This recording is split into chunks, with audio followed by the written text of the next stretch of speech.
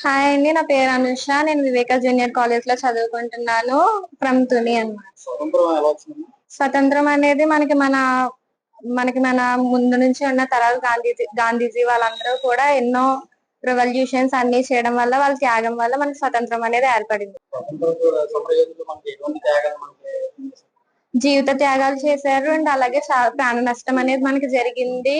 భూమి మొత్తం అన్ని కూడా మనం కోల్పోవడం జరిగింది.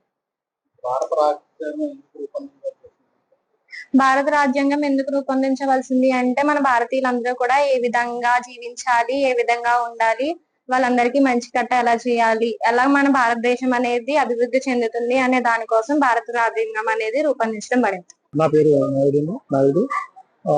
మనం ఈ రోజు 80వ స్వాతంత్ర దినోత్సవం జరుపుకుంటున్నామండి.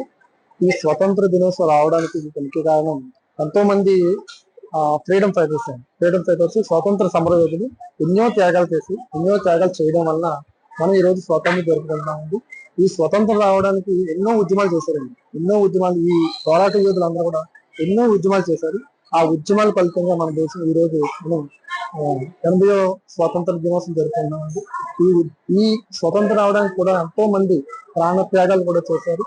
ప్రాణత్యాగాలు చేసిన తర్వాత మనకి పాకిస్తాన్ నుంచి మనం బ్రిటిష్ వాళ్ళు మనకి స్వాతంత్రం రావడం జరిగింది. అలాగే ఈ స్వాతంత్రం వచ్చిన తర్వాత మన భారతదేశం ఎంతో అభివృద్ధి చెందని చెప్పుకోవచ్చు. సేవల రంగం కానీ, వ్యవసాయ రంగంలో కానీ, పారిశ్రామిక రంగంలో కానీ ఎంతో అభివృద్ధి చెందిందండి. ఇంకా జీడిపి ఇంకా బాగుండాలని మేము అనుకుంటున్నాము.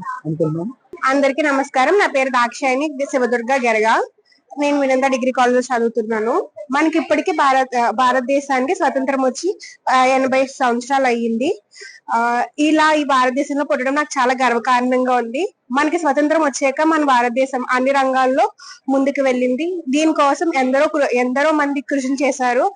వాళ్ళ ప్రాణాలను కూడా త్యాగాలు చేశారు. సుభాష్ చంద్రబోస్ గారు, మహాత్మా గాంధీ, ఇలా ఎందరో త్యాగాలకు ప్రతీక మనం ఈ రోజు జరుపుకునే స్వతంత్ర దినోత్సవం వచ్చిన తర్వాత మనకి భారత రాజ్యాంగం రచించారు.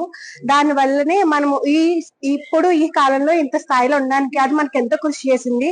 అది విద్యా రంగం అవ్వచ్చు, వైద్య రంగం అవ్వచ్చు, అన్ని రంగాల్లో మనకు ముందుకు వెళ్ళడానికి అది మనకి చాలా హెల్ప్ చేసింది. అండ్ నేను ఈ భారతదేశంలో పుట్టినందుకు చాలా గర్వంగా ఫీల్ అవుతున్నాను.